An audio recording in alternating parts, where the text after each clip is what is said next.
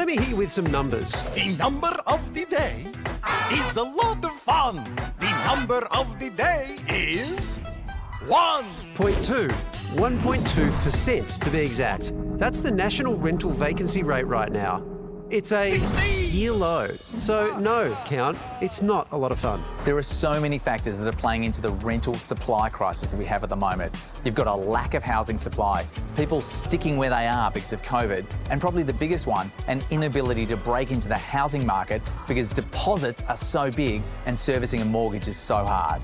Here's another number for you. 15.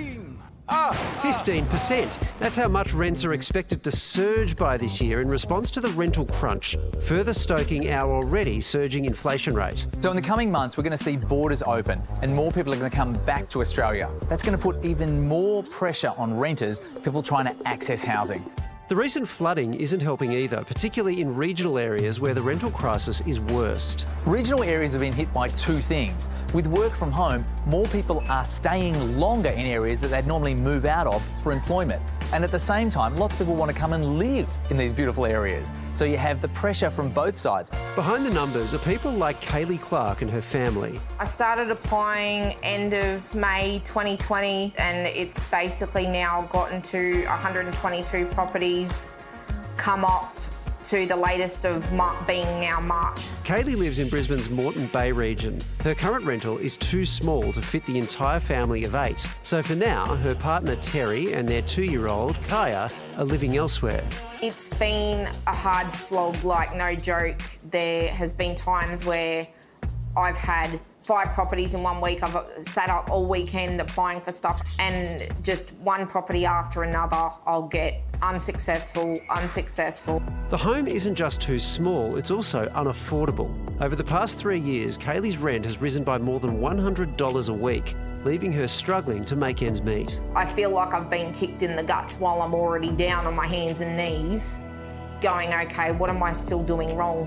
And yet I know that I'm doing everything right. And Kaylee's not alone in that story. We've had so much feedback on Facebook about this. Suzanne said she's been trying for months to find an affordable unit in Wollongong, currently paying 60% of her aged pension on rent, but now the floods have happened. She's given up because other people are worse off and they need it. Lee says there are only 2 available rentals where she is, and they're only available for 6 months because then people want to be able to rent them out again, Airbnb over summer. So this is just a common problem that... Yeah. And the other one was from Nicole, which I found heartbreaking. Single mum with 5 children, been homeless since October, have been rejected for over 170 properties, even with 10 weeks rent up front. Now travelling an hour for kids to attend school. Like, that shouldn't be possible. No. Like, the idea that renting or finding a place to live becomes a full-time job, and then even when you have the money to pay 10 weeks, you still can't get it. That's a broken system. I didn't know there hadn't been a national housing policy strategy since World War II. Yeah, that's remarkable, isn't it? Yeah, that's crazy. And it's not even something we talk about. No. Like as a community. This has to be an political election debate. issue, though. But it isn't. Well, but surely it's going to become one. I know Labor's announced the Housing Australia Future Fund. That's $10 billion for social housing to build 30,000 homes, and they're saying social housing is one of the big problems. And the coalition, I think, have said an extra $500 million in low-cost financing for social housing. But like, this is a crisis point for people, you know. This is the very least that we should provide as a society. Yeah.